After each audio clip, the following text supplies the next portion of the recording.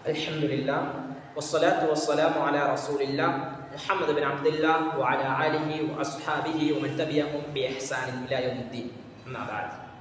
Assalamu alaikum wa rahmatullahi wa barakatuh. சகன் நிகழ்ச்சியில் நாளும் ஒரு நபித்தோழரின் தியாக வரலாறு எனும் தலைப்பில் இன்றைய நபித்தோழராக இஸ்லாத்தில் முதல் தூதர் என அழைக்கப்படக்கூடிய முஸ்அப் இப்னு உமைர் ரலியல்லாஹு அன்ஹு அவர்களை பற்றிய வரலாற்றை பார்ப்போம். அன்பார்ந்த ஈமானிய உறவுகளே, அல்லாஹ்வின் நல்லடியார்களே, ஹாஷிம் கிளையைச் சேர்ந்த இந்த முஸ்அப் இப்னு உமைர் ரலியல்லாஹு அன்ஹு அவர்கள் பிறக்கும் போது பெரும் ஒரு செல்வந்தராக பிறந்தவர். உலகிலே பல செல்வந்தருடைய நிலையை பார்ப்போமாக இருந்தால் அவர்கள் செல்வத்தை சேர்த்து அந்த செல்வத்தை அனுபவிக்காமல் வர்ணித்திருப்பார்கள். ஆனால் முஸ்அப் இப்னு உமைர் ரலியல்லாஹு அன்ஹு அவர்கள் மக்காவிலே மிகவும் அழகான ஆடை அணியக்கூடியவராக, அதே போன்று மக்காவிலே அவர் ஒரு பாதையினால் செல்வாராக இருந்தால் அந்த பாதையெல்லாம் மனம் கமலக்கூடிய அளவுக்கு அவர் பாவிக்கக்கூடிய வாசனை திரவியங்கள் காணப்படுகின்றன. அந்த அளவுக்கு மிகவுமே செல்வந்தராக வாழ்ந்தவர் தான் முஸ்அப் இப்னு உமைர் ரலியல்லாஹு அன்ஹு அவர்கள்.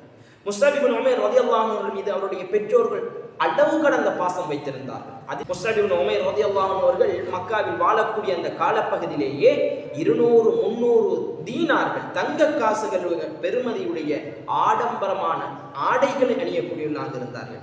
இப்படி வாழ்ந்த முஸ்அப் இப்னு உமைர் ரலியல்லாஹு அன்ஹு அவர்கள் இஸ்லாத்துடைய தூது அவருடைய காதுக்கு எட்டுகின்றது.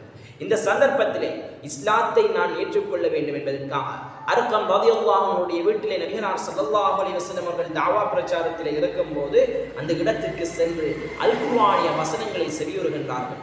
அந்த அல் குர்ஆனிய வசனங்கள் முஸ்அப் இப்னு உமைர் ரலியல்லாஹு அன்ஹுடைய உள்ளத்திலே கடுமையான தாக்கத்தை ஏற்படுத்துகின்றது. இந்த உலகமே திரண்டு வந்தாலும் அஞ்சாத துணிவும் ஆற்றலும் கொன்ற அந்த முஸ்அப் இப்னு உமைர் ரலியல்லாஹு அன்ஹு தன்னுடைய தாய்க்கு முன்னால் எப்படி தன்னுடைய இஸ்லாத்தை வெளிப்படுத்துவது என்ற அச்சத்திலே இஸ்லாத்தை மறைத்தவராக வாழ்ந்து கொண்டிருக்கின்றார்கள். இந்த சந்தர்ப்பத்திலே மக்காவிலே அன்றைய நேரத்திலே யாரெல்லாம் இஸ்லாத்தை ஏற்றுக்கொண்டிருக்கின்றார்கள் என்று உளவு பார்க்கக்கூடிய ஒரு சிலர் இருந்தார்கள். இவர்கள் மூலமாக முஸ்அப் இப்னு உமைர் ரலியல்லாஹு அன்ஹுடைய தாயாருக்கு தெரிய வருகின்றது, முஸ்அப் இஸ்லாத்தை ஏற்றுக்கொண்டு விட்டார் என்பது தெரிய வருகின்றது. இப்படி தெரிய வந்ததும் முஸ்அப் இப்னு உமைர் ரலியல்லாஹு அன்ஹு அவர்கள் தன்னுடைய தாயிடத்திலே செல்லுகின்றார்கள். சிலை வணக்கத்திலே இருக்கக்கூடிய அந்த தாய் மலை போல் உறுதியாக சிலை வணக்கத்திலே இருந்து கொண்டிருக்கின்றார். இந்த நிலையிலே தன் மீது பாசத்தை சொரிபவர் அந்த தாய் தான். தாயின் அன்பை எப்படி நான் தட்டி கழிப்பது? தாய் இந்த செய்தியை கேட்டு என்னை அவமதித்து விடுவாரா?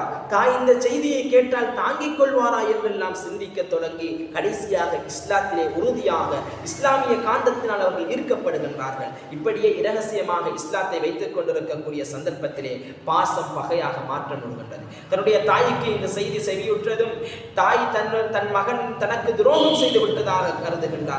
எனவே என்ன செய்கின்றார் என்றால், தான் வணங்கக்கூடிய சிலைகள் எல்லாம், தான் வணங்கக்கூடிய தெய்வங்கள் எல்லாம் பொய் என்றுதானே என்னுடைய மகன் வாதாடுகின்றார் என்பதை போலி என்கின்றானா என்று முஸ்அபின் மீது கோபமடைந்தவராக தாய் கேட்கின்றார்கள். இப்படி இருந்த ஹபஷாவுக்கான ஹிஜ்ரத் மேற்கொள்ளப்படுகின்றது. இந்த சந்தர்ப்பத்திலே முஸ்அப் இப்னு உமைர் ரலியல்லாஹு அன்ஹு அவர்கள் ஹபஷாவுக்கு செல்லுகின்றார்கள். உறவுகள் எல்லாம் கைவிட்ட அந்த நிலையில் தனக்கு உடுத்துவதற்கு கூட ஒழுங்கான ஆடைகள் இல்லாமல் பசியின் கோரத்தால் நடக்க முடியாமல் தள்ளாடும் நிலையை அடையும் அளவுக்கு முஸ்அப் இப்னு உமைர் ரலியல்லாஹு அன்ஹு கஷ்டப்படுகின்றார்கள். எதற்காக வேண்டி? இஸ்லாத்தை தான் ஏற்றதற்காக வேண்டி இப்படி கஷ்டப்படுகின்றார்கள். தாயுடைய அன்பை இழந்தார்கள். இதுவரைக்கு தான் அனுபவித்து வந்த அந்த ஆடம்பர வாழ்க்கை அத்துணைக்கு முற்றுப்புள்ளி வைத்துவிட்டு இஸ்லாத்துக்காக வேண்டி உல்லாசப்புடைய வாழ்வை எல்லாம் அவ்வாறு இழந்து வறுமையுடைய கோரத்தையும் கொடூரத்தையும் அனுதினமும் அனுபவிக்க தொடங்குகின்றார்கள். அதற்கு பிற்பாடு ஹபஷாவிலிருந்து வருகின்றார்கள். மக்காவிலே செய்தி பரவுகின்றது. இப்படித்தான் மக்காவிலே வாழக்கூடிய முஸ்லிம்களுக்கு தாங்கள் எந்த விதமான அநியாயமும் செய்ய மாட்டோம், அக்கிரமங்களும் செய்ய மாட்டோம், எனவே நீங்கள் வந்துவிடுங்கள் என்ற செய்தி கட்டியதும் முஸ்அப் இப்னு உமைர் ரலியல்லாஹு அன்ஹு அவர்கள் இங்கே வருகின்றார்கள். தன்னுடைய தாய் கட்டளையிடுகின்றார்கள், முஸ்அப் இப்னு உமைரை பிடித்து சிறையிலிட்டால் அதற்கு யார் யாரெல்லாம் உதவி செய்கின்றார்களோ அவர்களை எல்லாம் நான் நிச்சயமாக பழி தீர்ப்பேன் என்று முஸ்அப் இப்னு உமைர் ரலியல்லாஹு அன்ஹு அவர்கள் என்ன சொல்லுகின்றார்கள்? சபதம் எடுக்கின்றார்கள். யார் என்னை சிறையிலிடுவதற்கு எத்தனிக்கின்றார்களோ, தன்னுடைய தாயுடைய பேச்சை கேட்டு யாரெல்லாம் என்னை சிறைபிடிப்பதற்கு தயாராக இருக்கின்றார்களோ அவர்களை நான் நிச்சயமாக பழி தீர்த்து தான் தீர்வேன் என்பதை முஸ்அப் இப்னு உமைர் ரலியல்லாஹு அன்ஹு அவர்கள் கூறுகின்றார்கள்.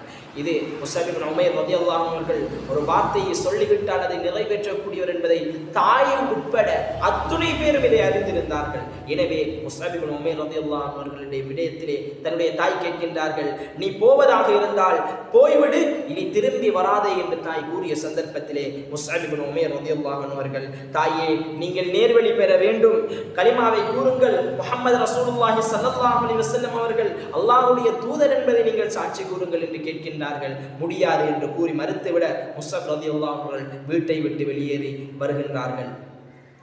அதற்கு பிற்பாடு இந்த இஸ்லாமிய மார்க்கத்திலே இருக்கும் போது மதீனாவுக்காக நபிகளார் ஸல்லல்லாஹு அலைஹி வஸல்லம் அவர்கள் மதீனாவிலிருந்து மக்காவிற்கு வந்த அந்த ஹஜ்ஜுக்கான யாத்திரிகள் வந்தார்கள்.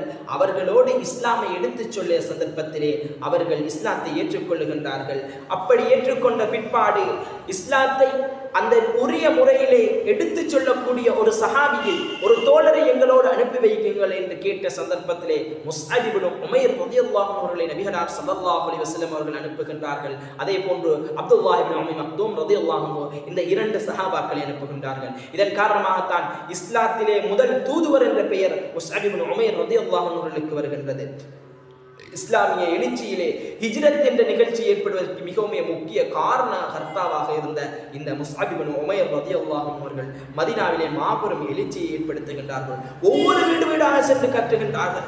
இஸ்லாத்துடைய தாவாவை ஒவ்வொரு வீடு வீடாக இஸ்லாம் தாவாவை எத்தி வைக்கின்றார்கள். ஒவ்வொரு வீட்டிலேயும் சென்று இதுதான் இஸ்லாமிய மார்க்கம், இதுதான் இஸ்லாம் சொல்ல போகின்றது, இதை பற்றி தான் அல் குர்ஆன் பேசுகின்றது என்பதை ஒவ்வொருவராக எடுத்துச் சொல்லுகின்றார்கள். இறுதியிலே இஸ்லாத்தை ஏற்றுக்கொண்ட ஒரு மாபெரும் கூட்டம் திரண்டு ஹிஜ்ரத் மேற்கொள்ளும் அளவுக்கு, அந்த அளவுக்கு ஒரு பெரிய ஒரு கூட்டத்தை முஸ்அப் இப்னு உமைர் ரலியல்லாஹு அன்ஹு அவர்கள் ஏற்படுத்தினார்கள். முஸ்அப் இப்னு உமைர் ரலியல்லாஹு அன்ஹு அவர்கள் ஒரு தடவை மதீனாவிலே பிரச்சார பணியிலே ஈடுபட்டுக் கொண்டிருக்கின்றார். தஅவாவிலே ஈடுபட்டுக் கொண்டிருக்கக்கூடிய சந்தர்ப்பத்திலே பனு அப்துல் அஷ்ஹல் கோத்திரத்துடைய தலைவன் உஸைத் இப்னு ஹுதைர் எனப்படக்கூடியவன், பிற்காலத்திலே இஸ்லாத்தை ஏற்றுக்கொள்ளுகின்றார் ரலியல்லாஹு அன்ஹு. உஸைத் இப்னு ஹுதைர் எனப்படக்கூடியவர் உருவிய வாளோடு கோபமாக வருகின்றார்கள். வந்து முஸ்அப் இப்னு உமைர் ரலியல்லாஹு அன்ஹு அவர்களுக்கு புகலிடம் அடைத்த அஸ்அத் இப்னு ஸுராரா ரலியல்லாஹு அன்ஹு அவர்கள் இருக்கின்றார்கள். அந்த இடத்திலே கோபத்தோடு உஸைத் வந்து வாளை நீட்டி சொல்லுகின்றார், எதற்காக எங்கள் பகுதிக்கு வந்து இங்குள்ள பலவீனமானவர்களை முட்டாளாக்க பார்க்கின்றீர்கள்? இங்குள்ள பலவீனமானவர்களை மடையர்களாக்க பார்க்கின்றீர்களா? நீங்கள் வாழ வேண்டும் என்ற ஆசை இருந்தால் இந்த இடத்தை விட்டு அவ்வாறே விலகி சென்று விடுங்கள், உடனடியாக போய்விடுங்கள், மதீனாவை விட்டு சென்று விட வேண்டும் என்று கூறுகின்றார். அப்போது முஸ்அப் இப்னு உமைர் ரலியல்லாஹு அன்ஹு அவர்கள் ஆறுதலாக, எந்த விதமான கோபமும் அடையாமல் ஆறுதலாக அவ்வாறே கூறுகின்றார்கள். கலங்கமற்ற அதே முகத்தோடு சொல்லுகின்றார்கள், அதே தொனியிலே அதே அமைதியோடு சொல்லுகின்றார்கள், நீங்கள் எங்களுடன் அமர்ந்து நாம் எதை சொல்லுகின்றோம், என்னென்ன விடயங்களை சொல்லுகின்றோம் என்று ஒரு கணம் கேளுங்களே அப்படி என்று சொல்லுகின்றார்கள். இப்போது உஸைத் யோசிக்கின்றார். உஸைத் மிகவும் படித்த ஒருவர். உஸைத் யோசிக்கின்றார், சரி என்னத்தை சொல்லுகின்றாங்க அப்படின்னு பார்ப்போமே அப்படி என்றுதான் உஸைத் என்ன செய்கின்றார், சரி இதை நாங்கள் என்ன செய்வோமே, கத்தியால் தீர்ப்பதை விட்டுவிட்டு புத்தியால் தீர்ப்போமே இப்படி என்று முடிவு செய்கின்றார்கள். சரி என்று உட்கார்ந்து ரெண்டு பேரும் பேசுகின்றார்கள். பேசி சொற்ப நேரத்திலே உஸைத் இஸ்லாத்தை ஏற்றுக்கொள்ளுகின்றார். அதற்கு பிற்பாடு ஸஅத் இப்னு முஆத் ரலியல்லாஹு அன்ஹு, ஸஅத் இப்னு உபாதா ரலியல்லாஹு அன்ஹு, இப்படியாப்பட்ட பெரும் ஹஸ்ரஜ் ஹஸ்ரஜ் கோத்திரத்தாருடைய தலைவர்கள் எல்லாம் இஸ்லாத்திற்குள்ளே நுழைகின்றார்கள். எனவே இஸ்லாத்திலே ஒட்டுமொத்த மதீனாவுமே நுழையக்கூடிய காட்சியை நாங்கள் கண்கூடாக கண்டோம்.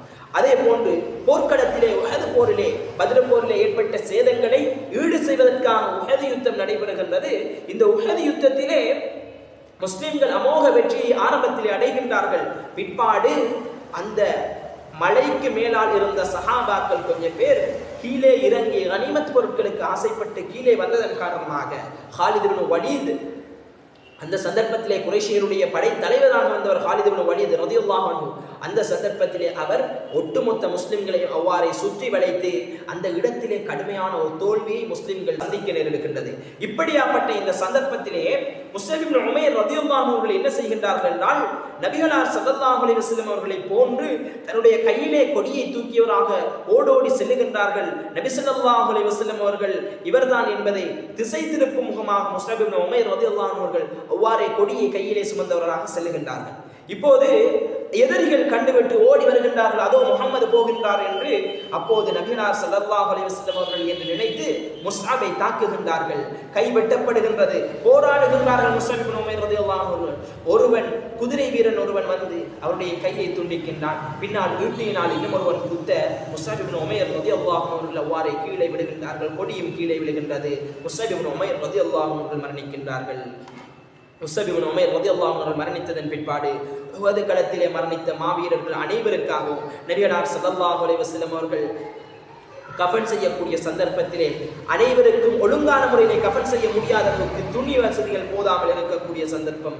அப்துர் ரஹ்மான் இப்னு அவுஃப் ரலியல்லாஹு அன்ஹு அவர்கள் ஒரு தடவை சொல்லுகின்றார்கள், ஒரு முறை நோன்பு திறப்பதற்காக விதவிதமான உணவுகள் எல்லாம் தனக்கு முன்னால் வந்திருக்கின்றது. இந்த ரமதானுடைய மாதம் நோன்பு திறப்பதற்காக விதவிதமான உணவுகள் எல்லாம் தனக்கு முன்னால் வைக்கப்பட்டிருக்கின்றது.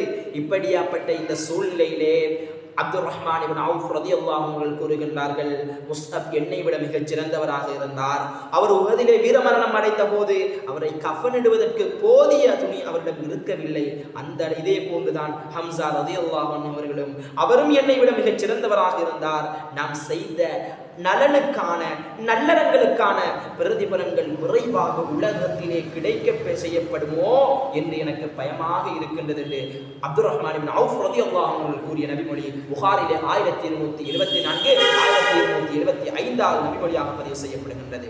அன்பார்ந்த உறவுகளை அல்லாஹ்வின் நல்லடியார்களே, கஃன் துணி கூட போடுவதற்கு வசதி இல்லாமல் முஸ்அப் இப்னு உமைர் ரலியல்லாஹு அன்ஹு அவர்கள் இருக்கின்றார்கள். முஸ்அப் இப்னு உமைர் ரலியல்லாஹு அன்ஹு அவர்களுக்கு கஃன் போடக்கூடிய சந்தர்ப்பத்திலே தலையை மறைத்தால் கால் விளங்குகின்றது, காலை மறைத்தால் தலை விளங்குகின்றது. இப்படியாப்பட்ட ஒரு நிலைமை முஸ்அப் இப்னு உமைர் ரலியல்லாஹு அன்ஹு அவர்களுக்கு ரசூலுல்லாஹி ஸல்லல்லாஹு அலைஹி வஸல்லம் அவர்கள் கூறுகின்றார்கள், அவருடைய தலையை மூடுங்கள் கஃன் போடுவேனால், பின்னர் அவருடைய காலை இதுகிரணப்படக்கூடிய அந்த தாவரத்தினால் அவருடைய கால்கள் குலைகளினால் மூடப்படக்கூடிய காட்சியை புகாரிலே நபிகளார் ஸல்லல்லாஹு அலைஹி வஸல்லம் அவர்கள் சொல்லிய நபிமொழி புகாரிலே 1174 நபிமொழியாக பதிவு செய்யப்படுகின்றது. அதே போன்று நபிகளார் ஸல்லல்லாஹு அலைஹி வஸல்லம் அவர்கள் உஹது களத்திலே போரிட்டு மரணித்த அந்த ஷஹீதுகளுக்காக வேண்டி ஒவ்வொருவருடைய சிறப்பையும் சொன்னார்கள். நபிகளார் ஸல்லல்லாஹு அலைஹி வஸல்லம் அவர்கள் நபிகளார் ஸல்லல்லாஹு அலைஹி வஸல்லம் அவர்களுக்கும் கடுமையான காயங்கள் ஏற்பட்டது. 2 ஆணிகள் கன்னத்திலே ஏறி இருந்தது, பல் உடைந்திருந்தது. இப்படி முகத்திலேயும் இரத்த கரைகளோடு நபிகளார் ஸல்லல்லாஹு அலைஹி வஸல்லம் அவர்கள் இப்படி வேதனையோடு இங்கே வந்து ஒவ்வொரு சஹாபாக்களை பற்றியும் அவர் செய்த நல்லறங்களை பற்றி கூறுகின்றார்கள். கூறி அவர்களை நல்லடக்கம் செய்யும் போது முஸ்அப் இப்னு உமைர் ரலியல்லாஹு அன்ஹு அவர்களை பார்த்து ரசூலுல்லாஹி ஸல்லல்லாஹு அலைஹி வஸல்லம் அவர்கள் சூரத்துல் அஹ்ஸாபுடைய 23வது வசனம், நம்பிக்கையாளர்கள் இத்தகையவர்கள் இருக்கின்றனர், அல்லாஹ்விடம் தாங்கள் கொடுத்த வாக்குறுதியை மின்ஹும் மன் கதா ரஹ்மஹு வ மின்ஹும் மை யன்ததிர். அல்லாஹ் ரசூலுல்லாஹி ஸல்லல்லாஹு அலைஹி வஸல்லம் அவர்கள் இந்த அல் குர்ஆனி வசனத்தை ஓதி காண்பிக்கின்றார்கள். நம்பிக்கையாளர்கள் சிலர் இருக்கின்றார்கள். மினல் முஃமினீன ரிஜாலுன் ஸதகு, மினல் முஃமினீன ரிஜாலுன், முஃமின்களே சிலர் இருக்கின்றார்கள், அவர்கள் அல்லாஹ்வுக்கு கொடுத்த அந்த உடன்படிக்கையை, அல்லாஹ்விடம் தாங்கள் கொடுத்த வாக்குறுதியை அவர்கள் மெய்ப்படுத்தி விட்டார்கள். அதே போன்று இன்னும் சிலர் அவர்கள் கொடுத்த வாக்குறுதியை நிறைவேற்றுவதற்காக எதிர்பார்த்து கொண்டிருக்கின்றார்கள், மரணத்தை எதிர்பார்த்தே தன்னுடைய வாழ்க்கையை அமைத்துக் கொண்டிருக்கின்றார்கள் என்பதை ரசூலுல்லாஹி ஸல்லல்லாஹு அலைஹி வஸல்லம் அவர்கள் கூறி காண்பித்து ரசூலுல்லாஹி ஸல்லல்லாஹு அலைஹி வஸல்லம் அவர்கள் முஸ்அப் இப்னு உமைர் ரலியல்லாஹு அன்ஹு அவர்கள் மக்காவில் ஹாஷிம் கிளையைச் சேர்ந்த இந்த முஸ்அப் இப்னு உமைர் அன்றைய காலத்திலே எப்படி வாழ்ந்தார்கள், இஸ்லாத்துக்கு முன்னால் மக்காவிலே எப்படி இருந்தார்கள், எந்த அளவுக்கு அழகிய ஆடைகளையும் ஆபரணங்களையும் அணியக்கூடிய முஸ்அபை பார்த்து சொல்லுகின்றார்கள், முஸ்அபே, மக்காவில் உம்மை விட அழகிய ஆடை அணியக்கூடிய யாரையும், அழகிய ஆடைகளையும் ஆபரணங்களையும் அணியக்கூடிய யாரையும் நான் பார்த்ததே இல்லை, அழகு பொருளாக காட்சி தந்த ஒருவரை நான் கண்டதே கிடையாது. ஆனால் இன்று இந்த நிலைமையிலே நீங்கள் மரணித்திருக்கின்றீர்களே, அவரது பழைய வாழ்விற்கும் அவருடைய தியாகத்தை தொடர்ந்து நபிகளார் ஸல்லல்லாஹு அலைஹி வஸல்லம் அவர்கள் இப்போது அவர் இருக்கும் நிலைக்கும் ஒப்பிட்டு பேசுகின்றார்கள்.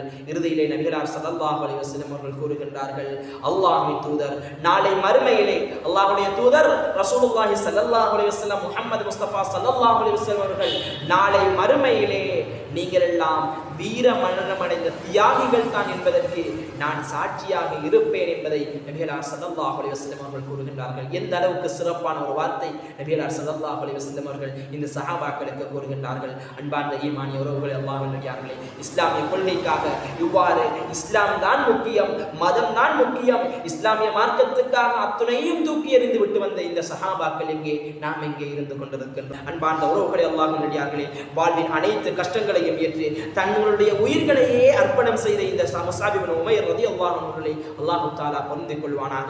ரலியல்லாஹு அன்ஹும் வரது அன்ஹு, அவர்களை அல்லாஹ் பொருந்திக் கொண்டான், அவர்களும் அல்லாஹ்வை பொருந்திக் கொண்ட அந்த கூட்டத்தார்கள் முஸஅப் இப்னு உமைர் ரலியல்லாஹு அன்ஹு அவர்களை போன்று எங்களுடைய கொள்கையும் அல்லாஹ் தஆலா உறுதியாக்கி தருவானாக. வஆஹிரு தவானா அல்ஹம்துலில்லாஹி ரப்பில் ஆலமீன். ஹாதா மா இன்தி வல் இல்மு பில்லாஹ் இன்னஹு ஹுவல் கஃபூர்.